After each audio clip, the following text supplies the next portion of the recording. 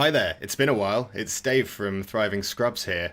It's been a long, long time since we've uploaded anything, but I have got myself a nice new setup to be able to record audio and capture. So I thought I've got a free draft after attending War of the Spark pre-release, which I found to be an interesting set. I haven't drafted it yet, so I thought Sealed was kind of weird, but we'll see what it's like to draft because yeah, just want to see what it's like, really. I've got a free entry. Why not? So I haven't played with any of these cards in draft before. My pick order might be completely terrible, but we'll find out. Let's just fire this up. Right, so our rare here is Oath of Kaya, which I'm not actually too familiar with this set, so I will need to read some of these cards. This seems pretty decent. It's solid removal, so we'll definitely consider it. As far as uncommons go, Augur of Bolus I don't rate that highly, at least in limited. Could show up in standard. Kasmina's quite interesting. I think Kasmina is quite a strong card, so that's probably where I'm leaning at the moment. The ability to draw and discard twice if you get two wizards off, and then obviously you can add more counters with Proliferate, and even the static ability about spells your opponents control is quite strong, so Kasmina is definitely worth looking at. I don't think we're running a counter spell. We're certainly not first picking one. Are there any other notable cards in here? Doesn't seem to be. Most of these are pretty fine. Giant Growth's quite good. I'm not keen on first picking it though. So I think we'll take Kasmina here. I think that's it's a single color card, so it's not a bad start. This is going to be a controversial one. I've had quite a few arguments with one friend in particular who knows who he is about this card. There is an argument that because it's limited and because decks are 40 cards, maybe the mill ability is going to be relevant. The static ability certainly isn't. It's really unlikely to come up, but the -1 to mill for 4, it's not terrible, but I'm definitely going to see if there's something better in here. So, for example, is Heartwarming Redemption any good? Discard all the cards in your hand and draw that many. That's decent. We're not really looking at red-white, though, and I don't want to pick a 2-color card this early because I don't think this is going to pull me into red-white. I like the look of this Pegasus. I think this Pegasus is quite a strong card. There have been cards like this before, and they've generally performed quite well. Counter spells again. I mean, this is a relatively decent one. 2 and a blue is a pretty good cost, and adding the Scry on there is quite nice. Tamiyo's Epiphany as well is quite good. And in the rest of this pack, there's nothing particularly special. So I think at the moment I'm torn between these three. Tamiyo's Epiphany is on colour. It does go with our Kasmina. And ditto with No Escape. But I think this card is probably... I haven't played with it yet, but it seems really strong. So I'm just going to take one of them. And let's see what we've got here. So we've got a Reanimate spell, which right now does not look very good for us. This card is interesting. Because gaining control of target creature and for a turn, basically stealing a creature, typically does not cost 6 mana, but the addition here of dealing 2 damage to any target is interesting, and it's particularly relevant because it can hit Planeswalkers. So if you are trying to kill a particularly problematic Planeswalker, this is quite a nice card to do that with. We've got Tybalt's Rager here. Not a huge fan. What does it do? When it dies, it deals 1 damage to any target. That's decent. But a 1/2 for 2, it's nothing to write home about, really. Naga Eternal is not worth considering. Could look at something like Relentless Advance. If we end up going down that route, sort of blue-black Amass deck, that would be a fine card to have. Shriek Diver seems okay. It's nowhere near as good as that Pegasus we were looking at before. Sorin's Thirst is double black, and I think that's quite a hefty cost, so we're probably not looking at that. Spark Harvest is worth considering, though. 5 mana to destroy target creature or Planeswalker. We've already got some blue cards. I think blue-black's quite a good deck, so I'm tempted just to take this, just to try it out. The other option is we potentially look at a blue-red spells deck, but I don't think any of these blue cards scream to me, so I'm just going to take a solid removal spell and see where that takes us. We might not end up running black, but it's worth looking at. This card, I think, is kind of a trap. It is Planeswalker removal, but it's really bad if your opponent isn't running any Planeswalkers or if their creatures don't care about counters. Like, running one of these main deck is suspect at best. Rising Populace is okay, but it's not going to pull us into white. Wanderer's Strike could do, though. This card is it's expensive. It's 5 mana, and it's a sorcery to exile a creature, but you do get the Proliferate on top of that, so it can enable a few things there. What does this Sky Theatre Strix do? That seems reasonable. It's not amazing, but a 1/2 that can become a 2/2 if when you cast a non-creature spell in the air, that's okay. And Wall of Runes. Wall of Runes seems quite particular. Like you want to know you're being quite defensive before you run one of these. But if you are trying to go for a long game, this is a good way to do it. And Tidebearer Giant. Oh, Tidebearer Giant's quite nice actually. That could be the pick here. It's not a particularly outstanding card. So right now I'm torn between Wanderer's Strike, Tidebearer Giant, just because it replaces itself. It draws a card when it comes down and it's a decent sized body. Blind Blast I don't think is what we're doing. So I'm not actually sure what the pick is here. Sky Theatre Strix might be the right pick here. We're not necessarily in black right now, and the fact that we've got this 4th pick to me says maybe white's open. So let's just take that and see what we end up with in the next pack. Lazotep Plating is interesting. So it amasses for 1, so you get a zombie with it, and it gives you and permanents you control hexproof. Again, we're not firmly in an amass deck, but we could end up being in one, so that's a consideration. Storm the Citadel, what does this do? Right, that seems quite niche, so it's a sort of... It's not really what we're doing. We're not going for a big, wide, sort of overrun type effect right now. I definitely don't want to pick a 2/5 for 4. That doesn't seem to be ideal. Rising Populace again. Top of the Statue is pretty bad. Crunch Wrangler is quite nice. I do like a Crunch Wrangler. So this is interesting, actually. We could go for the Lazotep, which goes with our blue cards, but we haven't seen that many amazing blue cards. I don't know if I want to pivot into green just for a Crunch Wrangler, though. So I think I'm going to try Lazotep Plating, because I haven't played with it before. So let's take it and see if it ends up being good. Right. Blue does seem to be drying up a bit here, so we might need to change strategy. All we've got here is Contentious Plan, which, while useful, it does do stuff. It doesn't do much for us. So let's look at these white cards, and the screen card, actually. So this sort of fetches a permanent. So it's a draw spell. It's sort of a weird draw spell from green there. Nothing to write home about. Forced Landing is very niche. Teo's Light Shield is fine. It's good if you're going down a Proliferate route, which we could. That could be where we're going.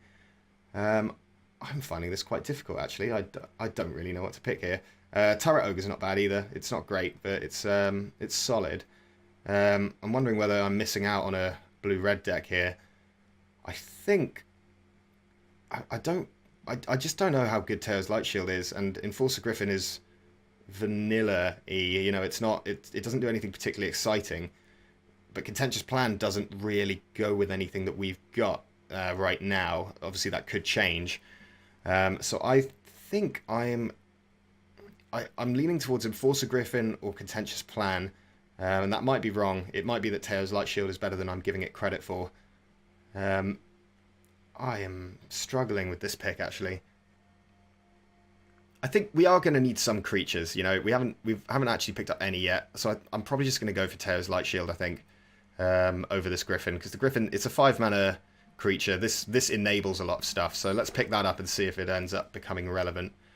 Right, so we've got another one of these counter spells. It only counters target non-creature spell. Obviously that's for Planeswalkers. They've put this in as a way to deal with Planeswalkers, and it is in blue-white. So, but it's just quite niche. Charm Stray, I don't think we're doing this. This is a fun idea. It's a fun card, but I don't think that's where we're going. Defiant Strike is also not necessarily what I'm after. Makeshift Battalion is a solid creature. Like, it's nothing amazing, but it does do... it does do things. It's a 3/2, and then if you've got more creatures out, it just starts getting bigger. I quite like Ashiok's Skulker, though. And the reason I like this is this unblockable mechanic on there. It does just let you get in for damage. So if you get into a board stall or if there's a Planeswalker you need to kill, this is a good way to do it. And for that reason, I'm going to take it. We do need some cheaper cards here, ideally. So what have we got back? So... we've got Narset's come back.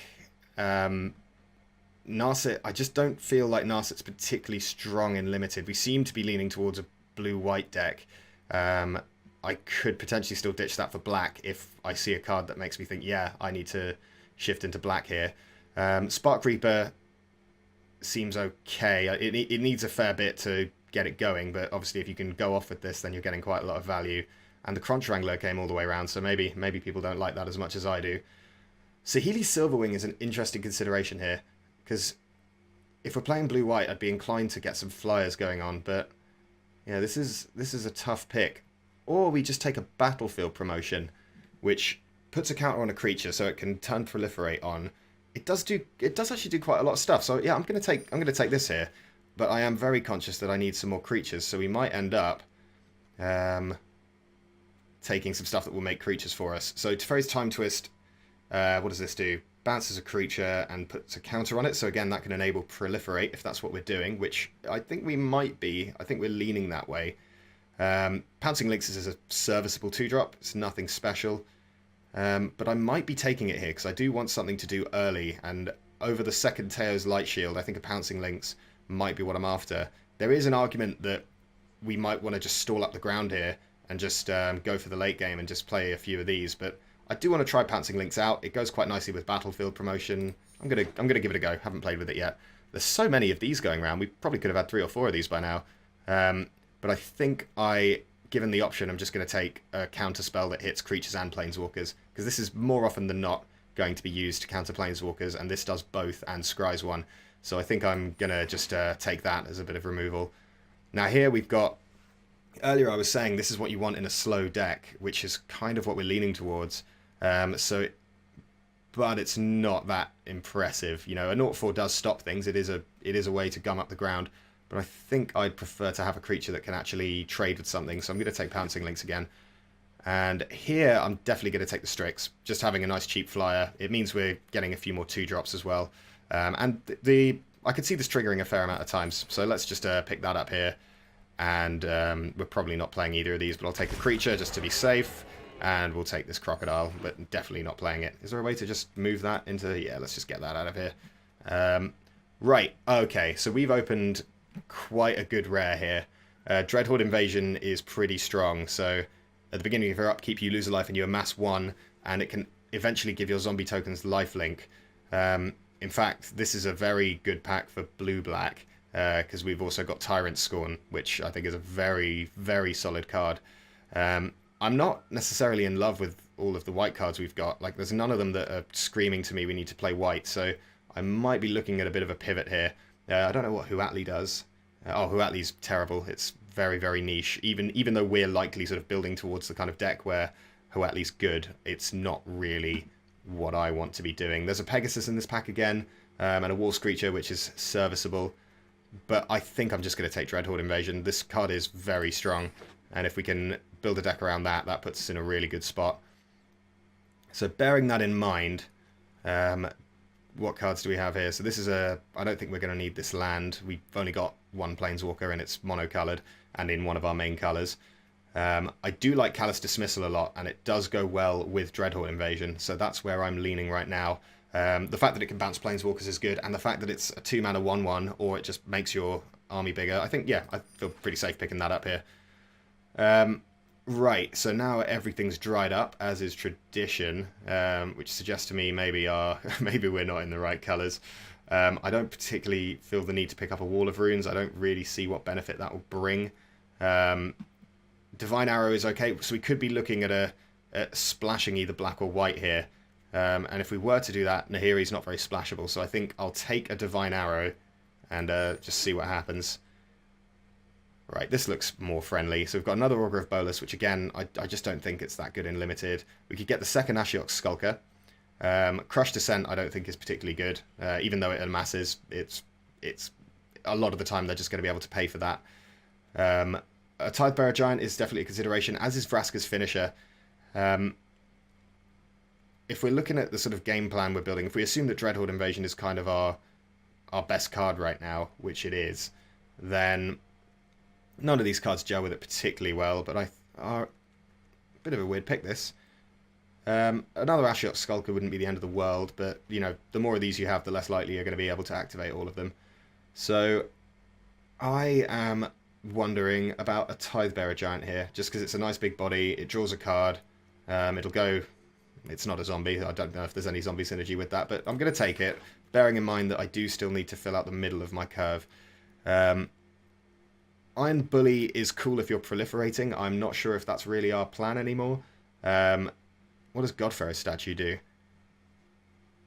I guess that's a thing. It seems like quite a long shot. So I wonder if we pick up the second No Escape here. I might be overrating No Escape. Do let me know in the comments if you think I am. But it seems like just relatively solid counter magic, so I'm just going to pick one up. I definitely don't want any more, though. Ooh. So we've got Dovin here. What does Dovin is actually quite handy. This ability he's got to prevent damage means you can lock down their biggest threat and just basically stop them from doing anything, which is not a bad place to be. Spellkeeper Weird is notable. We don't have that many amazing instances and sorceries that I'd want to get back. I think I'm going to take Dovin here just to try him out. There's obviously a consideration that this amasses and goes with Dreadhorde Invasion, but got to pick up Dovin. Let's see what we've got here. Stealth Mission seems quite niche. Again, I'm very confused by this draft. We might end up playing blue-white and just splashing Dreadhorde Invasion, to be honest, because we're just not seeing that much black after we saw a few at the start of that pack. This Loxodon doesn't fill me with awe. How many creatures do I have? 1, 2, 3, 4, 5, 6, 7. Like, we're getting there. This is a solid curve filler, but it's nothing special. Gideon's Triumph is quite handy, but it's not amazing. It is, however, removal, which we do need. I am going to take a creature here. I just want to make sure that I have plays and that I have ways to deal with Planeswalkers. We're likely not going to get anything particularly special here. If we were splashing black, which one of these are we most likely to run? Probably something like Bond of Revival, in case we get some crazy bomb that we just want to bring back if it dies. But again, that's very niche. We'll take it, but I don't think we're going to play it. And here we have Relentless Advance, which does amass, or we've got another 2-mana flyer that does pump everything else. I think I could probably afford to take one of these, and then if we do end up... Do I want to do that? It's just a Hill Giant, isn't it? It's a 4-mana 3/3 at worst, and at best it can make a very big zombie. I think I'm going to take it. I haven't played with it. I want to see how it works.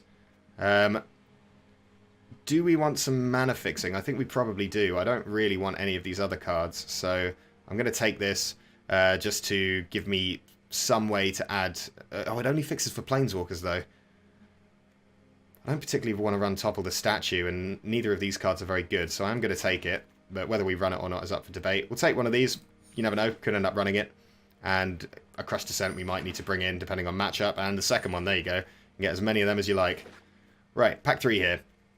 This card, I think, is quite strong, but it is nowhere near what we're doing, so we're going to give that a miss.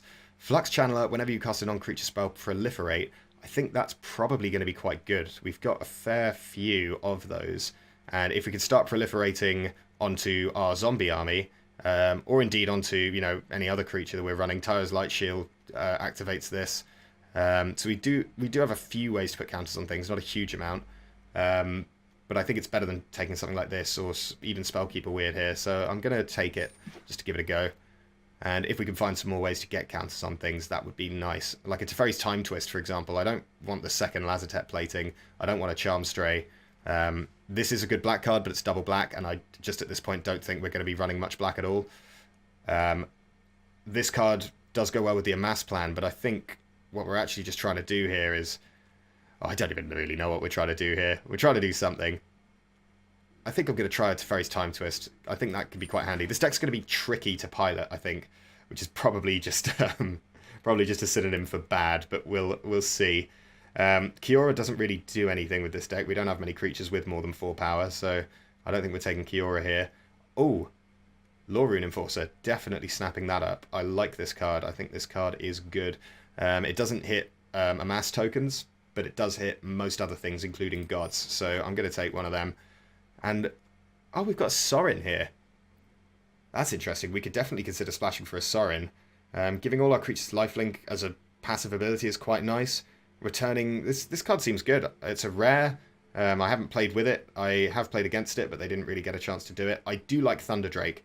If I wasn't taking Sorin here, I think I'd be picking the Thunder Drake, but because we've got a bit of fixing for Planeswalkers specifically, and because he essentially comes in with 6 loyalty if you tick him up, I think I'm going to try Sorin out.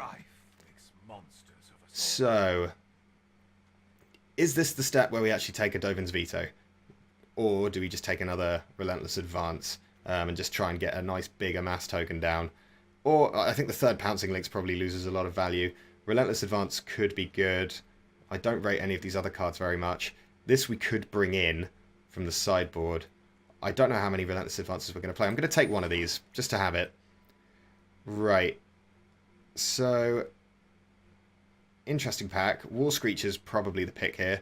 Ugin's Conjurant is interesting. It works nicely with Proliferate, but it does get weaker the more it gets involved in combat. As far as 2-drops go, how many playable 2-drops do we have? I mean, I don't really want to play Pouncing Lynx if I can avoid it. So we've got 1, 2, 3, I guess. Not many. I think I'm just going to make sure I've got some early plays, I'm just going to take the War Screecher.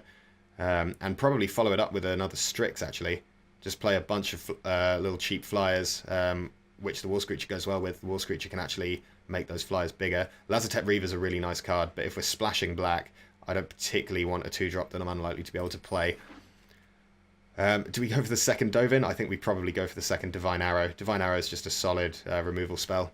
There is some nice fixing here, but I would rather just have some solid blue-white cards. And a third one. I think I do want the third one. I think this card's pretty good. I'm going to take it. And now here we've got another Lazotep Plating or a Contentious Plan. We don't currently have a Contentious Plan, do we? Contentious Plan and Lazotep Plating both trigger our Strixes. And any other sort of weird synergies we've got going on there. I think Contentious Plan's probably better than the second Lazotep Plating. Because essentially, if you've got a zombie out, Amass 1 and Proliferate are the same thing. And Proliferate can hit our walkers. So I'm gonna try one of these out. We'll take another Battlefield promotion, but probably not run it. And Totally Lost might actually make the main deck. It's a perfectly serviceable card. Here we'll just take Kaya's Ghost Form, not running it, and Top of the Statue, and again, not running it. I don't know what this means. After drafting your final card, it exceeded the... Okay, great. Right. So let's build this deck then. So we're not... I don't think we're going to run Spark Harvest. Let's just put that up here for now. Ditto with Kaya's Ghost Form. I don't particularly want to run them. So currently we've got 52 cards, which is far too many, but that does factor in these lands, which I'm just going to remove because I would like to add my own lands. Right, so we've got 35 cards here. What can we cut? I think Tidebearer Giant we're probably not running. Wanderer's Strike we'll keep in. Ditto, Ashiok Skulker. Is there a way to... Yeah, let's just sort the... let's just sort our non-creatures over here. Just so we can see... That's technically a creature. That's kind of a creature, I'll count it. Just put that up there by mistake. Crush Descent I don't particularly want to run. And... don't really want to run that either. I think 1 No Escape is probably enough, considering we've got Divine Arrows as well. Top of the Statue we're never playing. I think Flux Channel is probably going to be good in this deck. We definitely aren't playing a green card. Dreadhorde Invasion I think we'll try to splash if we can. Dovin's Veto is probably not a main deckable card. I do want to try a lot of these cards out, so it's going to be tricky to make some cuts here. How many creatures do we have right now? 10. 10, but there's more than that, though, because we've got 10, 11, 12, 13, I guess. 14, 15. Yeah, so what can we lose here? I think Wanderer's Strike's probably going to be better than Totally Lost on average. That might be wrong.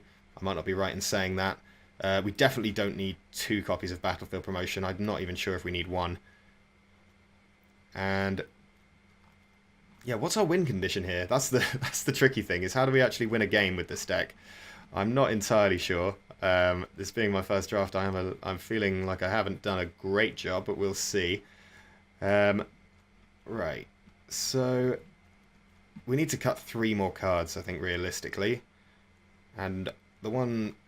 See, we could just cut Dreadhorde Invasion, but I feel like that's worth splashing for. It just seems like such a powerful card.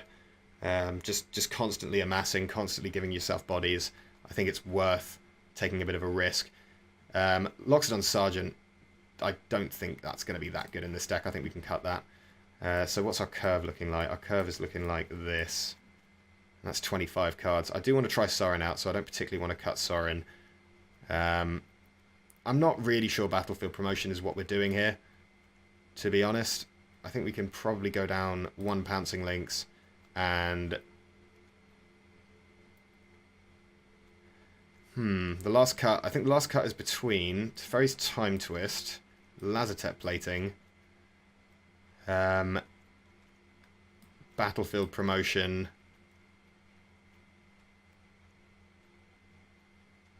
Yeah, I think it's between these three. So this can exile a permanent, and if it was a creature, it comes back with a counter. It basically does a similar thing to Lazotep Plating. To be honest, they basically fill the same role. This just does so much stuff that I feel like it's useful, so I think I am going to cut... Here's the thing, Teferi's Time Twist can't hit a mass, whereas this does make a mass bigger. So I think for that reason I'm going to cut Teferi's Time Twist. Now let's look at the... We've got 2-drops all day. So our deck's at least very cheap. We don't have many finishers, so we hopefully just play lots of stuff on curve. An 11-12-2, we definitely want to run the Fixing. So we want to run this, which leaves us with 16 lands to add. So if we go... How many black sources do we need? I'd probably like 2 swamps. How do I actually go about adding lands in this game? I need to check that. Right, there we go. So I think if we go 2 swamps, that puts us with 14 to go, and then maybe 7 and 7, it's still a bit clunky, but I think we kind of have to risk it, just because the payoff is so huge if we get this out. I really hope I'm not massively overselling this card, but it just seems so strong to me that I think we'll just do this. It's not the best mana base in the world, but it is something. And do we even want the Interplanar Beacon, actually? Yes, because it gets us black for Sorin. I think we want it. But yeah, there's the deck, and we'll proceed through to the draft. Okay, so we have our deck built. Let's just dive right in and see if we can win some games. I'd like to win 1 or 2, if I can. I don't think this deck is a 5-win deck. It seems to me like a, you know, I think it's going to be a bit of a struggle. But we'll find out. We'll find out in this game how well it all comes together, because I just haven't got enough time or experience playing with these cards to have a good opinion there. I think we're going to play first. This is a mulligan, just the 1 land. We're definitely not keeping that. And this is sketchy, but I think we have to keep it. I don't love it, but hopefully we can draw into something. Contentious Plan is not actually any... It does draw a card, but I think I don't think it's worth it on its own. I think I'd rather draw some action. So we'll just slam down a land and pass the turn here. And see what our opponent's playing. So we've got a green card. This card's interesting. Let's see if they've got the land. I assume they do, just to follow that up. We might need to cast this Divine Arrow sooner than I thought. Okay, and we'll just follow that up and pass it back. So we've drawn some action, which is, you know, better than nothing. And just end the turn there. So blue-green could be a Proliferate deck. I've seen... Well, I played a blue-green Proliferate deck at pre-release, and it was quite fun. It's quite a lot of fun. So we'll see if they're playing something similar here. They're certainly thinking about their play. I would like to draw some kind of creature here. Alright, that's resolves. Hopefully we can kill that if we can get them to attack us with it. I would like to kill that, if possible. That seems like a very good target for Divine Arrow. Right. We've drawn a black source, so there's a silver lining to this story, and we'll just skip through our turn here. Hopefully they make a swing with this and we can pick it off. We will eventually be able to land an Ashiok Skulker, but that's quite a long way off. We've had a very slow start to this game. Crunch Wrangler comes in. I think I'm more worried about Flux Channeler than I am about that, so I'll kill that if I get the chance. Yeah, there we go, and we'll just pick that off. Just to make sure that it doesn't get out of hand, because I feel like it could very easily do that. So what we really want to do here is gum up the board and then draw some flyers, and then start drawing some Planeswalkers and getting some value, but we are definitely on the back foot here. It's not the best start. Crunch Wrangler, I'm assuming if they had a creature, they'd have played it before combat, if it was big enough to trigger Crunch Wrangler. Either that or they made a mistake. So we'll see what happened there. Okay, right, that could have been a lot worse. It looks like our opponent's having some trouble of their own. Play the Skulker. That gums up the board nicely. Keeps us safe for a bit, hopefully. I mean, they could have any number of things to deal with this. Right, that's an issue. We do want to kill that when we can. This Drake, as I mentioned in the draft, when I then decided not to pick it, is very strong. Do we just Callous Dismissal to get rid of it now? Gives us another body on the ground. We could actually attack here. I think if we attack here, we can then... Yeah, let's do that. Let's get an attack in and see what they do. Because we can potentially do some damage with this if they decide to block. So we'll see what they do. It's an obvious trap. Like, this is... if they think they've got good blocks here, they are sorely mistaken. Right, they didn't fall for it. That's fine, though. So I think we go for the Callous Dismissal. Get rid of this. Make it harder for them to make that bigger. Get a zombie out. Which means if we do draw that clutch card that we're looking for, the enchantment that makes us slow to zombies, this will just start growing and growing and growing. Right, are they going to attack? That's a question. And would we block? I think definitely. I'd 100% block Crunch Wrangler with this. They've decided not to. Right. Oh, that's nice. Alright, so we've drawn Sorin, giving us a bit of lifelink, and we could start just... Alright, so this doesn't hit creatures. We can return a creature card. Do we have any? I don't think we've lost any yet, no. Although, that does make me want to attack with this again. Because their attacks are going to be relatively bad here. So I think I am going to attack. Oh wait, no I'm not. I'm going to play Sorin. Because... Oh, I've gone to the beginning of combat step. Never mind. I was going to gain a bit of lifelink there. Alright, that's fine. We'll survive. Let's see if they block this. And again, if they do, we've actually got the same... little thing for them. And if we can get a counter on Ashiok Skulker, it means Proliferate cards are going to get a lot better. That's a free kill. Why not? So we slam Sorin. And we will tick up Sorin here just to damage them. Play our land. And we've got mana up for our trick here. So we can really mess them up. Because they probably will want to attack Sorin here.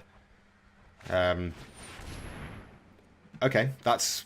We're actually in quite a good spot here because we can no longer resolve this, but that should be okay. We are going to start losing life, but Sorin is going to keep us gaining life. So, yeah, I don't hate where we are. I don't hate this position at all. And we've drawn a very nice card there. So I think we are just going to tick Sorin up because they can't do anything. So we'll just keep getting some trouble going their way. And I think they can swing back for 4... I think we just want to attack with the Ashiok Skulker here. Leave this back as a blocker that we can potentially trick them with. And they've got to start killing our creatures here if they can. So let's see if they do that. They opt not to. We can cast one of these spells, so let's just hold it there. So the cool thing is, if they do start killing our actual creature cards, we can just start getting them back. That's fine. They've got one of their own. So that will be able to do some damage to Sorin. Let's see what they do here. We might be able to cause them a bit of grief. No, okay. Right. They are definitely on the defensive. So our spells are all a lot more expensive here, which is a bit of a pain. Now we can't pay to give this unblockable and do other things, so we can make it a 4/6, which 1, 2, 3, 4, 5, 6, they can kill it, but only just. So I think want to just go for the same thing again, where we offer up what they might assume to be a really good block. And if they just block there, that's fine, because we can just kill it with Divine Arrow, which we're going to do now. Because I do want this gone before it can hurt Sorin. And we're just sitting here gaining life. Sorin seems quite spicy. So our life total is just doing fine. We're a bit vulnerable this turn, but they don't have that much power on the board. So, right, there's the power they were looking for. And that makes Crunch Wrangler bigger, and even bigger again, I believe. If they stack their triggers right, which they did. So Crunch Wrangler's going to get a hit on Sorin here. There's nothing we can do about that. I'm not going to waste this Amass token to survive that. But we're now in the position where we're only a few turns off actually killing them with this. So Right, we can afford to play the Strix and get an unblockable attack in, and I think I want to just do that. Sorin can keep baiting them, essentially. So let's activate that. And then go to combat. Nope. Go to combat. And attack like so. And then just play the Strix. Because we just want to get these last points through. They'll probably kill Sorin this turn. I don't particularly want to lose all my creatures trying to protect Sorin. I don't think there's much point to that. So, oh, that's actually fine. That's actually totally fine. They'll probably now swing at our life total, but because we can just replay the Sorin next turn, we can just cause them a lot of trouble. Thunderdrake is going to be a problem, but again, we're 3 turns off if they can't kill Ashiok Skulker. I'm wondering whether we want to chump here. How much are they attacking for? 9. I think we can take 9. I think I'd rather just have the creatures alive, considering we're going to gain at least 3 life next turn, hopefully. Right. Okay, so we can exile a creature, then proliferate. Which is nice. Or we can go Sorin. If we go Sorin, we can't activate this. I do want to activate this, so our best bet might actually be... If we swing with this flyer and they block, that's a really nice spot for us. So I think... How much can they hit us back for? 5, 6, 7, 8, 9, 10, 11, 12, 13, 14, 15... But we will gain 2 life if this happens. So yeah, let's activate this. Go to attackers and then just swing with these 2. See if they block here. If they do, we can get rid of their bird. Yeah, there we go. So what's going to happen here is we battlefield promotion, which triggers this, and put a counter on it. And now if we draw a proliferate spell, we're in an even better spot. So now we just need to survive, basically. Right now they can't block these 2. So let's see what they come up with this turn. And this is why I like Ashiok Skulker, is it starts off being quite bad, but then later when you've got more mana, this ability does start racking up. If you can just pay 4 mana to essentially deal 3 repeatedly, that's quite strong. And if they swing with everyone, they're dead, so they can't. They have to hold some stuff back or find a win. That will help. That will definitely help. So we might need to block here if they do a big swing. Let's find out. Because of the proliferate there, making their team bigger. Should have thought about that. Right, so that's 11, 12, 13, 14, 15. And they're tapped out. So they're swinging for... Let's just check this. 11, 12, 13, 14, 15, which isn't lethal. They're tapped out. Next turn, we've got them. So yeah, that's fine.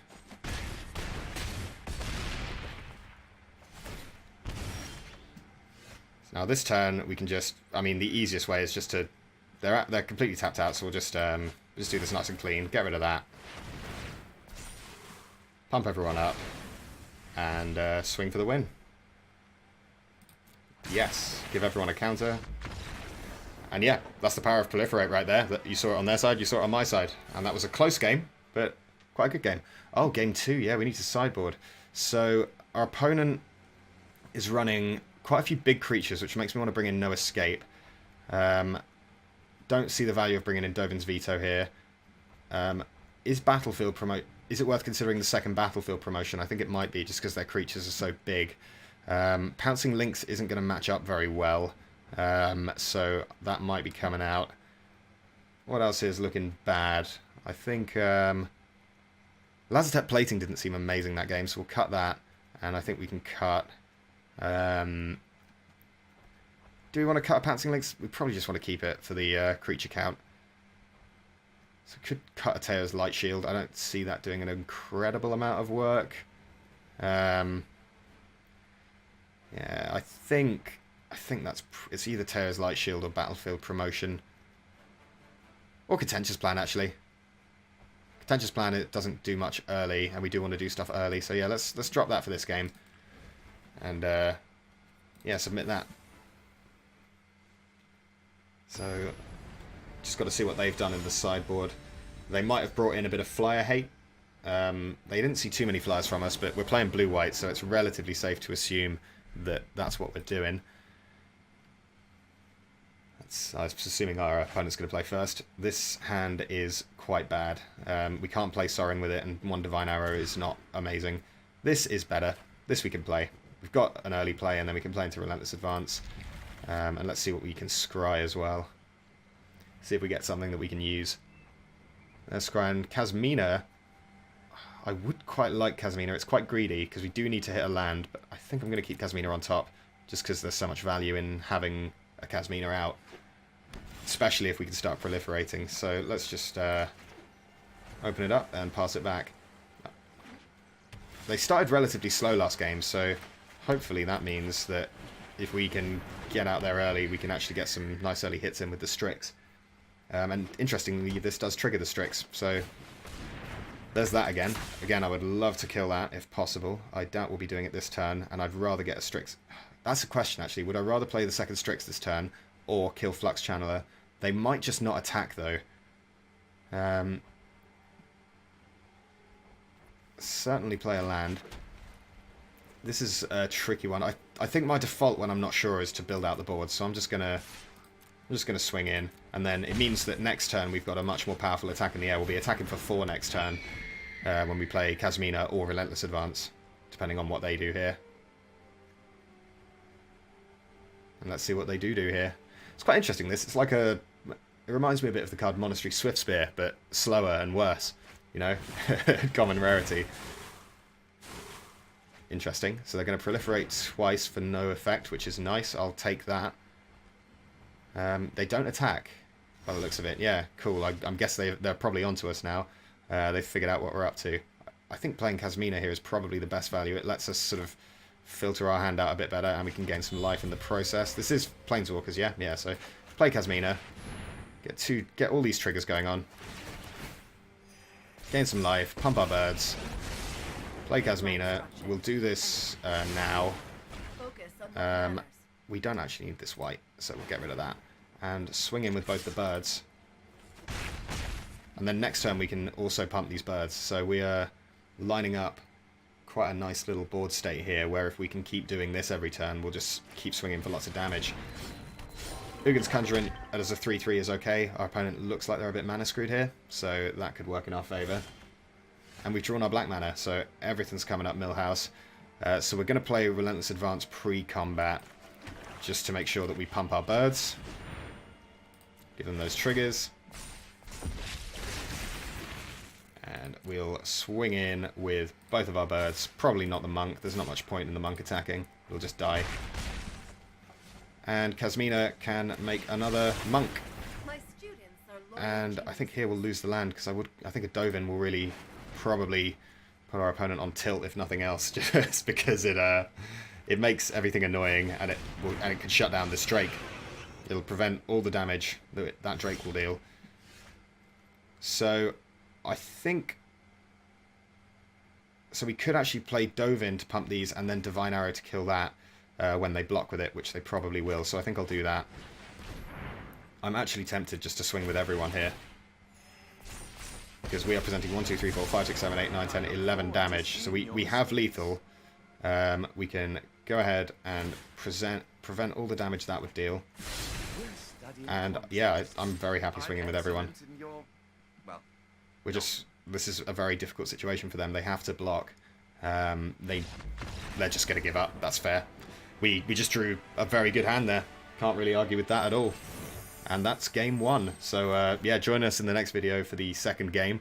We'll see if this deck can continue to perform. And yeah, thanks for joining us. I hope some of you remember who we are. It's been Dave from Thriving Scrubs. I believe good luck, have fun wherever you are was my old catchphrase. So good luck, have fun wherever you are. And we'll see you again shortly. Bye.